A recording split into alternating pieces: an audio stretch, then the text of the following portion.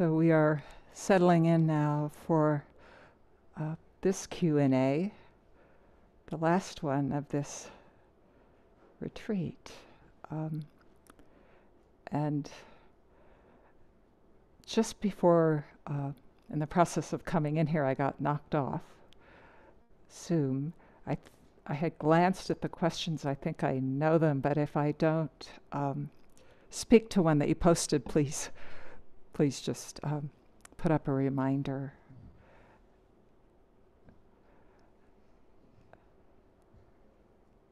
Oh, thank you. Here comes. Yeah. One that was handed to me, let's get this gallery, earlier, I guess,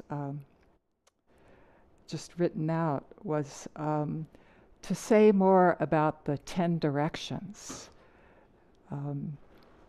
That was part of this beautiful koan this morning. Well, it was part of, the yesterday, the bright pearl, one bright pearl throughout the whole universe in 10 directions, or the whole universe in 10 directions is one bright pearl. There's another beautiful koan also about being on top, sitting on top of the 100-foot pole. Very famous image in Zen. This place of total emptiness, that top of the 100-foot pole. And Master Chosa says, that's not yet it. You have to take one step forward, one step off the pole, and manifest your whole body throughout the 10 directions. Yeah. Just one step. So these 10 directions are, basically, literally the 10 sort of coordinates. There are 8 from the compass, north, south, east, west, northeast, southeast, northwest, southwest, and up and down. But in the koans, it's like the 10,000 travelers that Henry wrote about so beautifully, his poem, evocative. It's a number that's pointing way beyond itself. 10 directions means all-pervading. This absolute entirety. It's kind of wonderful, I think, that Zen, takes up something that's so concrete. This is our life. We live in, you could say, 10 directions, if you count them that way.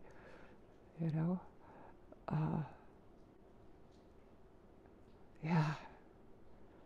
And right there in the midst of this ordinary life, where you're driving somewhere and you have to go this way and then that, there is at the same time this, like I talked about,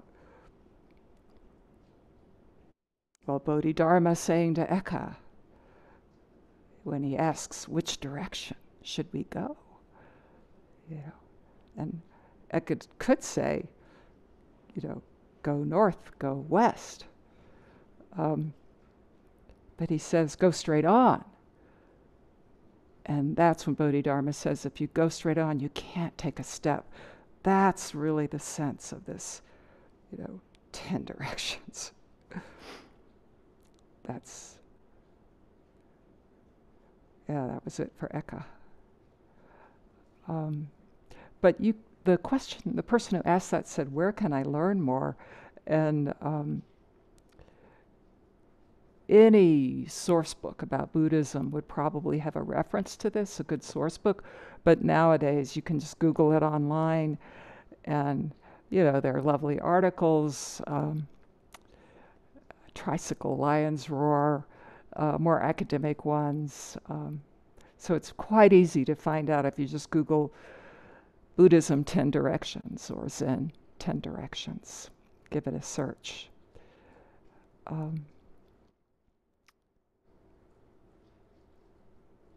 Let's see. Would you be willing to discuss? Wait a minute. Go back up here. Ooh, lots. There was, I just want to hit on this. Not sure where it went. A very simple question about food. And that's a happy topic at Mountain Cloud. We are being so beautifully fed and nourished here. And, this could be, the questioner was asking, about good practices, healthy practices with food, eating. Here at Mountain Cloud, it's always vegetarian, but at the beginning of this particular retreat, where there are 22 of us here, Nick, our totally amazing Tenzo, our cook, asked first if anyone was gluten-free. So this is common, and many people eat gluten-free diet because there's some specific health condition, an allergy, that is very much helped by avoiding gluten. And some people just go there because generally it's thought to be more healthy. There was nobody in this group.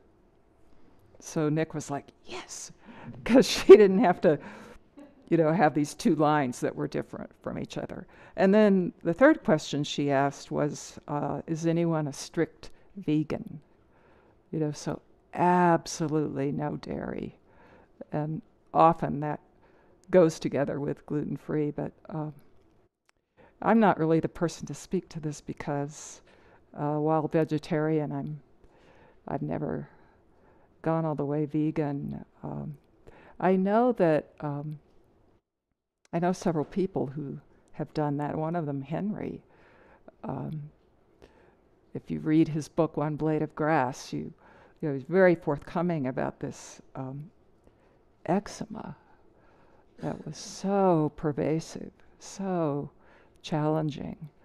And I remember when we first met, I was dealing with some rash, and he said, for a long time I ate nothing but roasted vegetables and brown rice. I think it was about a year he did that. That's pretty extreme, and he was trying to really address this systemic eczema. So, but that's just all I can speak to is what's happening at Mountain Cloud, and how grateful we are for the nutrition factor and the beauty of the offering. There it is, guidance on the subject of right eating. Oh, there's also a how.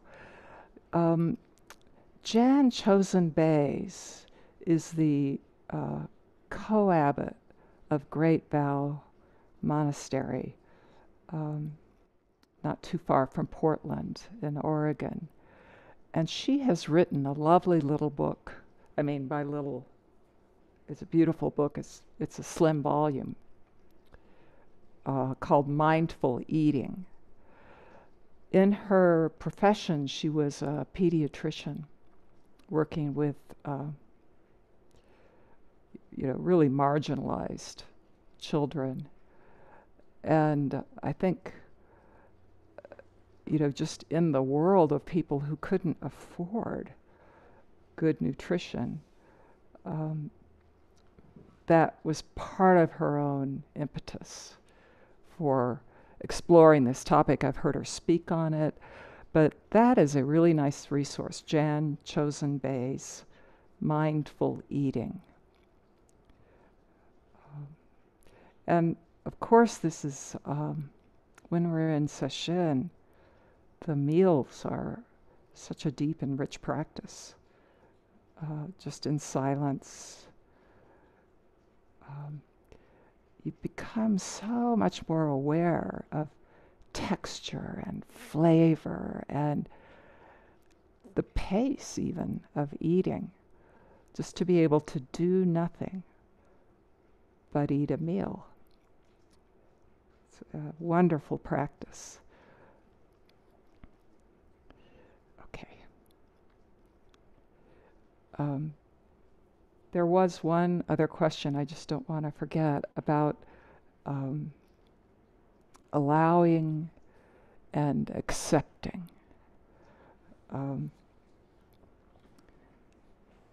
Because we've been doing so much, we've been hearing so much about allowing, and that's really a key mindfulness practice and something that Henry has beautifully unpacked what that's like, often, either in guiding us or just talking about practice. So it's a very basic, you're sitting, if we're talking about this on the cushion, and whatever comes up, if it's coming into the light of your attention, your awareness, and in any way, not just sort of moving on, some kind of contraction, just something that maybe has a loop or a hook. We know it, a heaviness, or just an awareness, like a tightness in the shoulder or a sense of anxiety, or all these sensations. Or it could be a thought loop or a tune, an earworm. And there's a basic practice for how to, to let that come up rather than trying to push it away, which I love that saying by Ryon Roshi, that, there's no point in fighting your thoughts. It's like shadow boxing. There's nothing there. So this allowing is actually a meditative step of noticing what's happening and inviting spaciousness all around it. You can sense it going on in your sitting. You're just allowing. So this, whatever's coming up, there's, rather than resisting, pushing away, like adding another head on top of your head is one expression. You let it be. And just open up the space around it. And in the beginning, it might be challenging. It might be a very little bit of space, but that can become quite open. And it doesn't have to get to the point where there's no edge, though that can really happen. And what I love about doing this is that it tends that we become kind of absorbed in the spaciousness. And whatever is going on very well may dissolve or loosen. This is my experience, at least, with that allowing on the cushion. And that's kind of a skill that can be taken off the cushion as well. Accepting, very, of course, related. But that can be a deeper aspect of what's going on in our lives, accepting. And it's well known to be one of the sort of antidotes. If you think about the response or the remedy to this hindrance of aversion, accepting is often what comes up in that. And that's, there's a phrase that I have mentioned before that I really was struck by the first time I heard it. Fearless humility. I think that humility has a lot to do with acceptance. Humility in the sense of things just as they are. I heard that phrase, fearless humility, when I was standing in the Zendo in Kamakura after a Sesshin, and there was a calligraphy hanging over the altar, and quite old. I asked Dharma brother there, who had lived in Japan for a long time, what does this mean? And he looked at these three characters for a moment and said, fearless humility. Which I really took in and found it very helpful to sit with that. And it sort of hung, in a sense, over the altar of my sitting for about a year. And then a year later, I was again with Ryan Roshi in the end of a retreat and at a meal, with a group of students, and happened to be near him. And I said, Ryan Roshi, that calligraphy hanging over the altar. What does it mean? And he pictured it in his mind's eye and said, fearless giving. Also related to this acceptance. But then he said, giving no fear. That's what this practice does. I think that's also quite related to acceptance. There was an amazing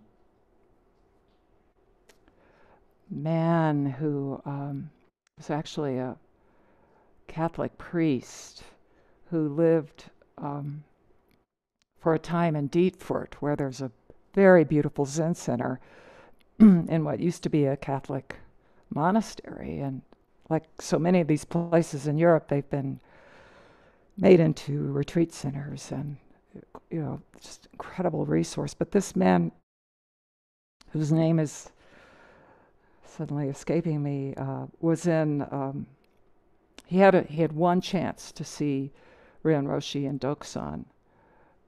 And in that encounter, he very honestly told about, I guess Roshi knew that he had been interred in a concentration camp during the war, several years, and had survived. And in speaking about that in that encounter, probably fairly brief, he said, there was never a time when I was unhappy.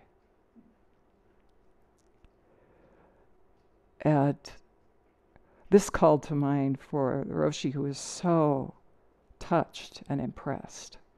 Wow, talk about acceptance.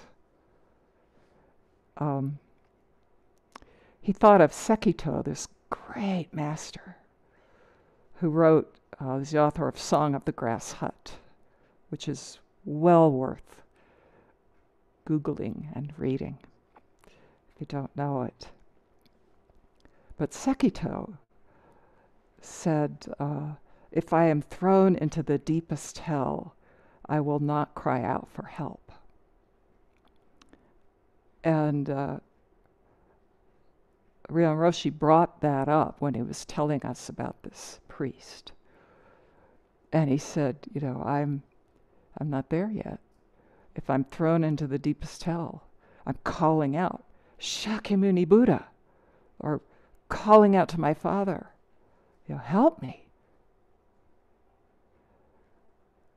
So that's going perhaps beyond where one needs to go with this invitation that our lives give us again and again.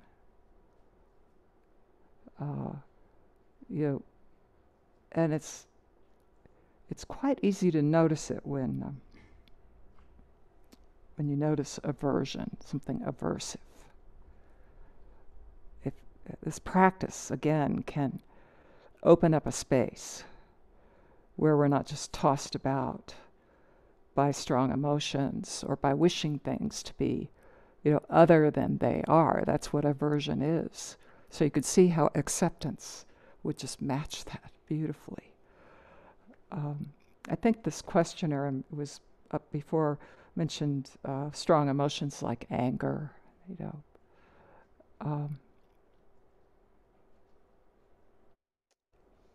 so acceptance might be seeing that as it is and giving you then the humility, calling that up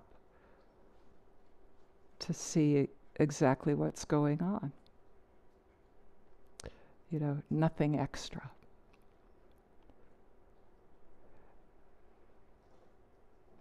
It's strange that fearless humility,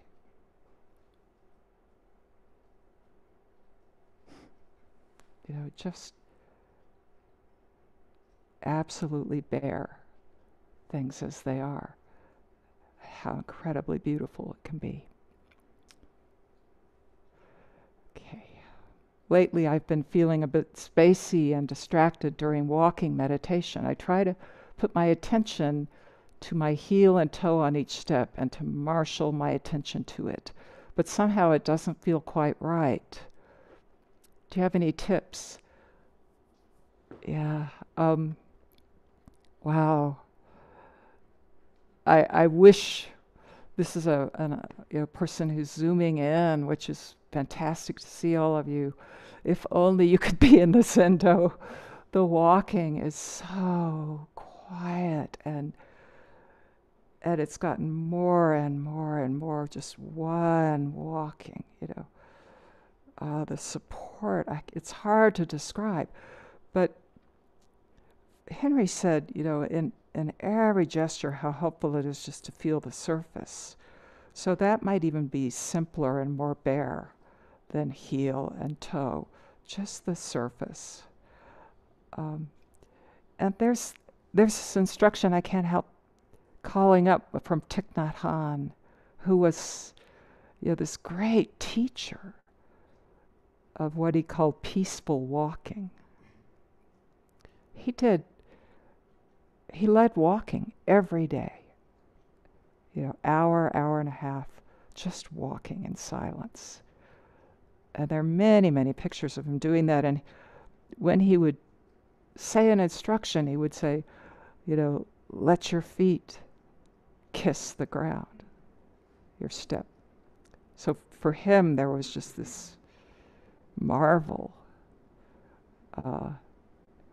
at the just one step. That's the basic invitation of walking, just one step. And so it's really a here and now practice, obviously. When that happens, just this step, the whole world is taking that step. That's one bright pearl. That's 10 directions, whole universe. And you can't make that happen, but you can be available to it. So all of that might help have something to bring that would dispel the spaciness. I'm in a habit at home, especially since COVID, the house that we've been living in for so long, kind of in transition, but it has a loop in it where you can walk a circle through all the main rooms of the house. And I do that every time, about once an hour if I have just a couple minutes break. I really recommend that. And of course you have to have a space for it. But it might be more challenging if you're sitting at home in a small room and Kinhin walking is a small circle, but one step and it's the whole world. So invite that in.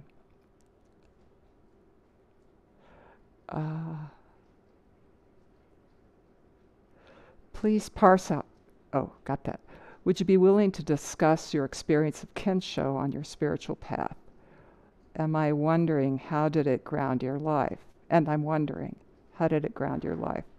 Also, could you share with us the meaning and importance to you and to us of the stick that I hold up when I'm talking? I didn't bring it out.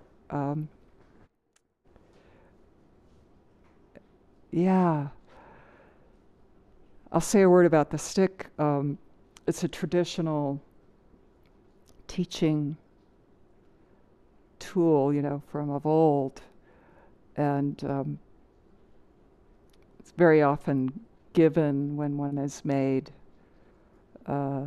associate Zen masters, a Roshi at that level, sometimes teacher, given a stick. Hotsu is a Japanese word. I've never heard Ryan Roshi give a talk without his stick, and so it's just a wonderful object. I mean, and I wish I had mine here, but it's the one that I have was it belonged to Kon Roshi, Yamada Kon Roshi, and he gave it to Elaine McGinnis Roshi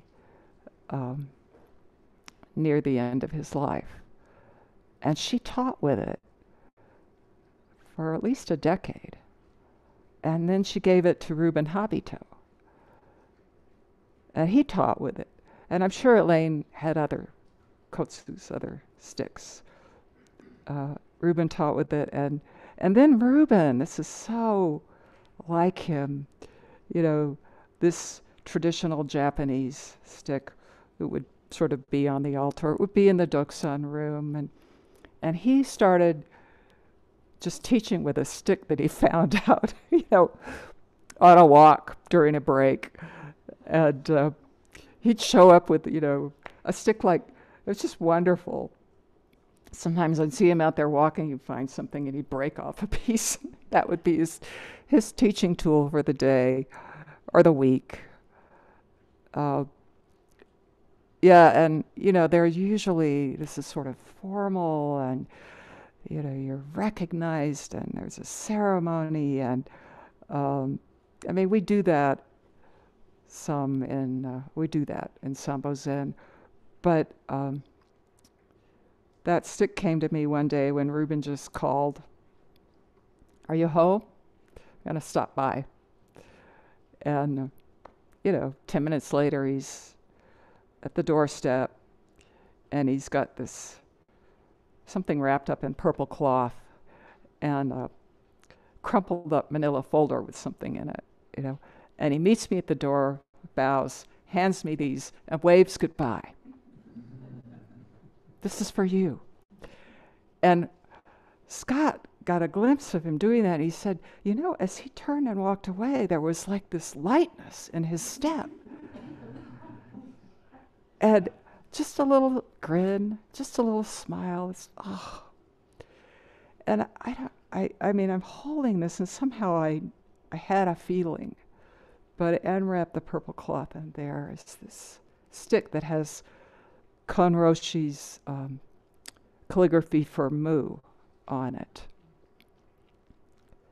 And, it's kind of banged up because it's been used a lot. And teachers will whack the podium or whack the ground, sometimes whack a student. Less so that, but... and in the envelope, there was a framed photograph of Yamada Kon Roshi that for a long time had been on the altar. It was actually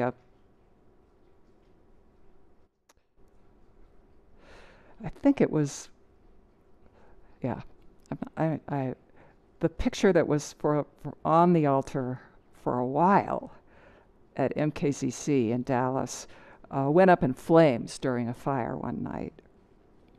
And then I believe the picture that he gave me was one that was actually part of my Kensho. And, you know, whatever happens to us in that opening, turning,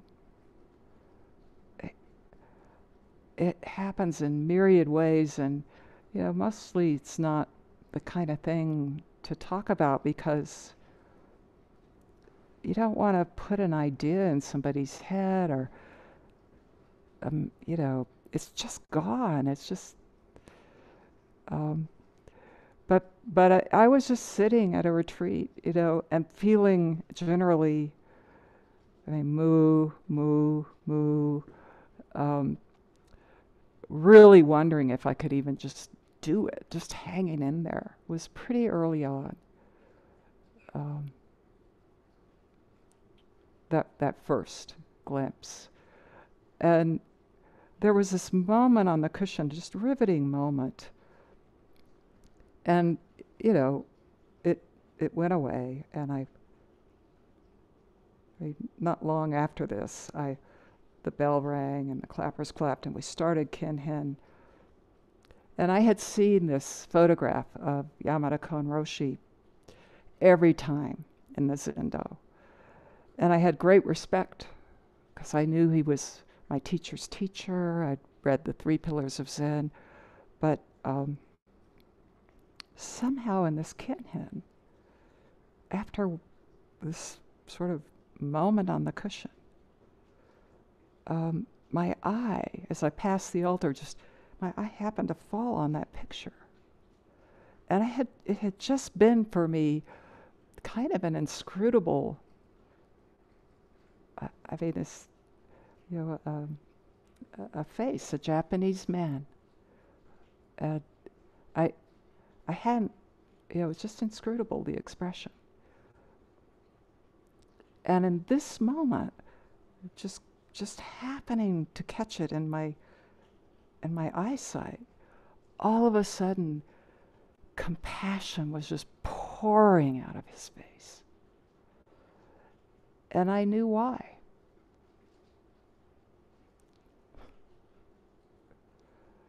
So, it's pouring out of everything.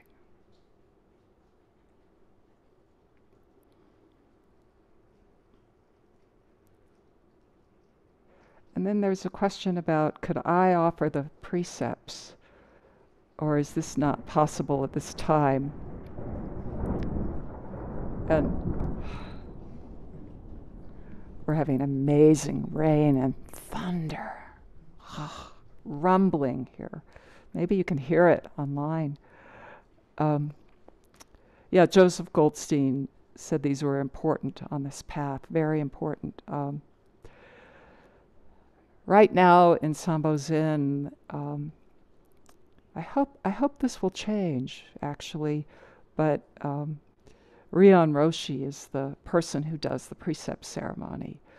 And even the folks who've been, made full Roshi are not yet really being asked to do that. They're not, it's an interim time. And so what we have done at Maria Cannon Zen Center, because Ruben doesn't give the precepts, and this has been really lovely for the folks who've done it, they have gotten in touch with Victoria Austin at the San Francisco Zen Center and done a precepts class with her, and she will even see students one-to-one online. She is a beautiful teacher, very clear and deep, and in this Soto tradition, and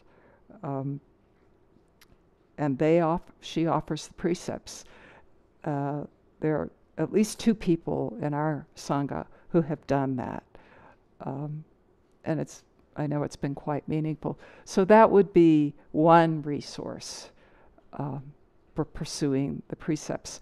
in terms of koan study, interestingly, these precepts, which in our lives, they sort of come up. I mean, in the beginning, you might think, well, this is a rule for living. These are guidelines. But the clearer, the more we practice, the more deep this becomes. I mean, it doesn't have to be that deep. It starts to be, they kind of spring forth from your practice. Just they're not so much guidelines as, what's coming up, this way of living.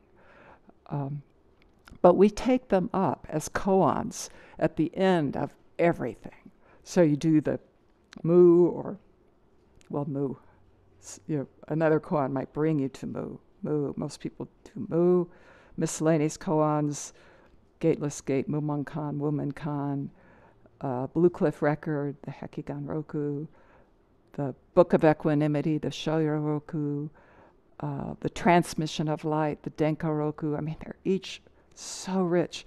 And then come these verses, the three treasures, the verses called the Five Ranks by Master Tozan of the Soto house, and then the precepts. And they're taken up actually as koans. It's quite wonderful. But in terms of taking them, maybe getting Raksu, I would check out San Francisco Zen Center. And they would also have information about other options, I think. Wanted to share that this morning one of my lovely plants unfurled its 10th leaf. I checked on the leaf last night before bed and it was still curled up, waiting to show itself. By this morning it had completely unfurled. On the 5th day of the retreat, 10th leaf. Felt very significant. Yeah, along with this rain. 10th leaf, 10 directions. Just a thank you. Oh, somebody's thanking us and wondering what the schedule is tomorrow. We'll have our normal beginning and end around noon, in time to connect with each other. For us in the Zendo to sort of make a big circle and face the screen and have a bit of a sharing. So probably safe to say you'd be done, by 12:30 or 1 at the latest. I mean, before lunch. So I could see that Henry's co-host, so please, that's be wonderful if there's anything you want to chime in on, Henry. Thank you so much, Valerie. Thank you. Somebody said, any questions in the Zendo itself? Yes.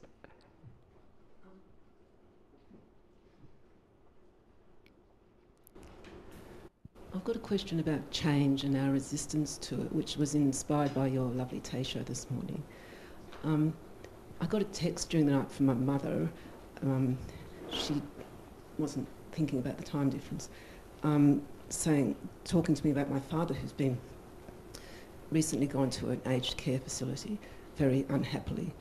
He used to be the visiting doctor at this facility, and now he's a resident, and he's deeply unhappy. And I was just wondering what you might say to a loved one who was resisting this final phase of life, because it's terribly sad to see him as he is. Thank you. I don't know if everyone could hear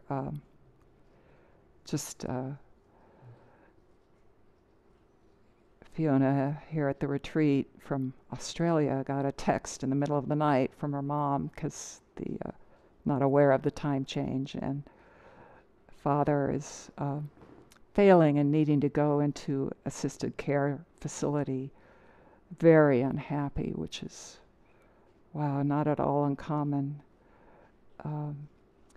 Takes a lot of patience and resolve.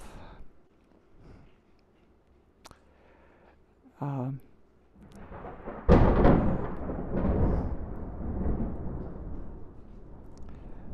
how lovingly to support him, and yet to help him understand that this is really needed.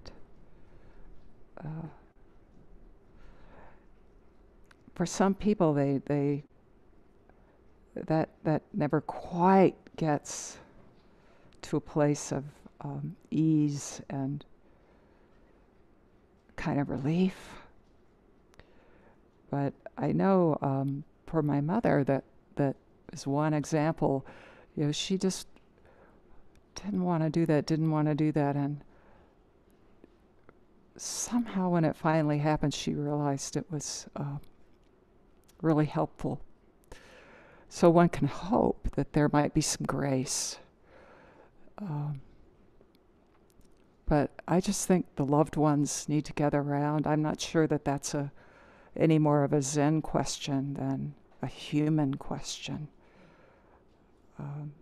Our practice can be, such a wellspring of helping you be there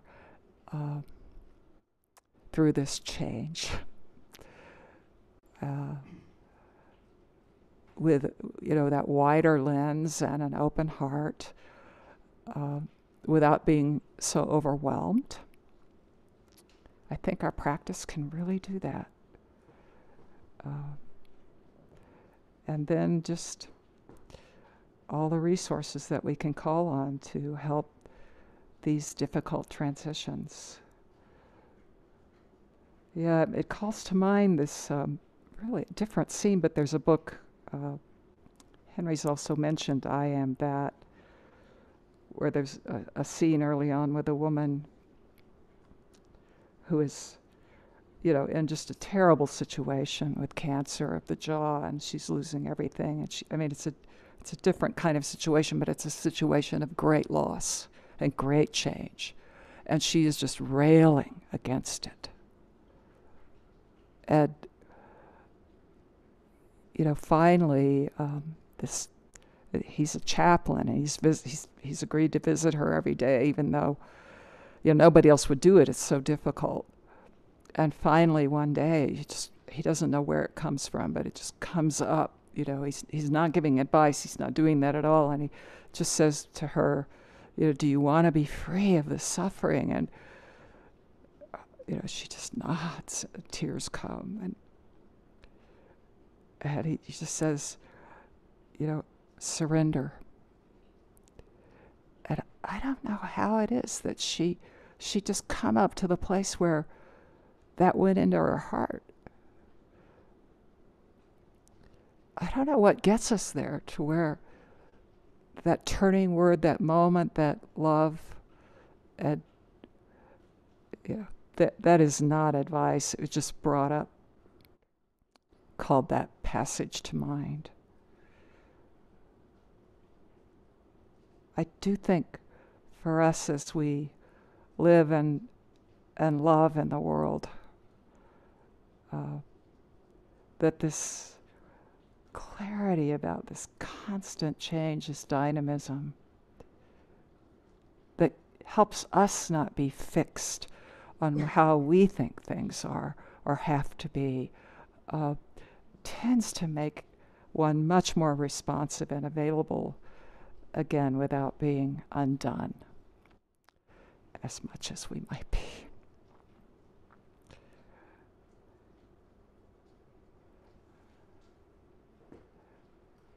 Valerie, there was another question in the Zendo.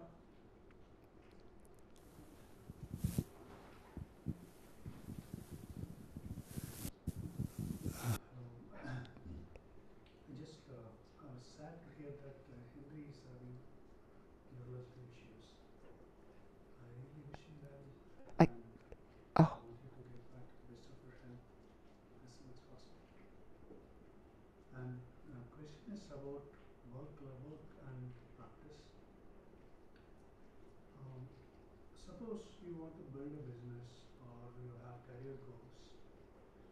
only if you put in the time and thought process into it that you can make it happen. So in that case, the practice takes a back seat. And I understand practice has to be continuous, like a continuous flow of oil. So in that case, after we leave the session, how do we balance our life? Thank you. That's a question I think a lot of people probably have. It basically, it was, you know, when you're in a, life is very busy, and if you're in a season of life that's quite committed, you know, to work, to developing, you know, one's occupation. And, you know, here we are in Sesshin where those things are set aside, but about to go back and plunge into a challenging schedule, all these things to do, and how can we maintain consistency, constancy in practice, patience, and resolve. The person I look to in this is Ryon Roshi, this abbot of Sambo Zen, who is, you know, very busy. He's CEO of this international company. I mean, he is a remarkable man, but he has so integrated this practice into work that I mean, his day is crazy full, I think. But no matter what, he gets up. This is his way. He sits an hour every morning and half an hour every night. That may be a tall order, but just daily. And he actually says, on a day when I have a particularly challenging meeting, I sit an extra sit in the morning. And somehow things have a way of taking care of themselves. So that's the advice from somebody, or not, I don't know, his experience. You know, remarkable, and we look to it. So part of it is, you know, figuring out how to maintain daily sitting, whatever that might be, within reason. You know, if it's family life and work and all, how can it fit in? Even if it's, you know, a shorter, but really helpful to be regular, daily. I mean, of course, now and then, but there's something about the continuity. It actually works on our brains, our bodies. It becomes very nourishing. You can, like Kon Roshi used to talk about this. I mean, he's another example. He would get up early. You know, there was a small temple near the train station. He sat every morning. He'd, you know, go there in the dark, go get on the train, go take the train to Tokyo, do the whole day of work as a, you know, kind of a manager, a mid-level manager of this hospital, you know, but really full day's work, get on the train, ride back to Kamakura, go to the temple and sit, and then go home. And he said that, you know, at the end of the day, he would be really tired, and sitting just somehow, all that would just fall away. And there would be this sense of sort of rejuvenation, not oh, I'm not tired at all, but you everything extra kind of falls away, and you can actually rest in being tired. But this is something for all of us to navigate. I mean, here we're sitting in this amazing rain, and I recall Henry once responding to this kind of question at the end of a session.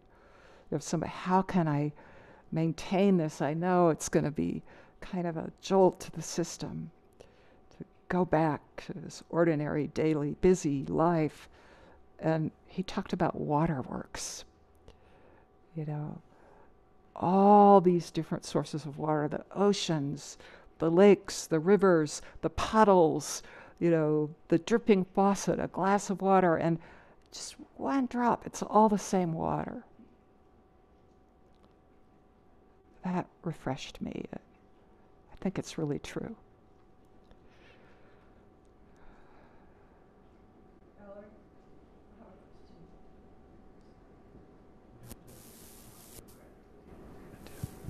Actually, it's not a question, but for those who are interested, there's a 30-day challenge in July on the Mountain Cloud website, which would be a good way to keep up your practice for another month. I don't know. Yes. I don't know the details, but Thank you can find you. it on the website. Fantastic. Deborah, thank you. Yeah, starting July 2nd, 30 Days of Zen. It's on the website, easy to find. You sign up, and there's support for daily sitting, all kinds of lovely support. And doing this with others, so a sense of Sangha. I mean, you can sit alone or you can sit together, depends on your schedule. But there are a lot of different ways to connect. I know Henry will be giving a short talk, I think, at the beginning and end, and Scott will be doing a Q&A every week, along with a couple other folks. So really nice resource. And what great timing if you're wanting some ongoing support for daily sitting. 30 Days of Zen at Mountain Cloud. Also, I just wanted to say that Henry texted me. This has happened since last time I heard about it, but he and a small group now, he can give the precepts. So I'm so glad that, thank you for that. Okay. Thank you so much, Katie, for posting. The link to 30 Days of Zen is now up. Thank you all for these questions, for this shared practice, for this soaking rain that I hope is soaking you wherever you are. And we're going to take a 5-minute break and then resume sitting. Thank you all.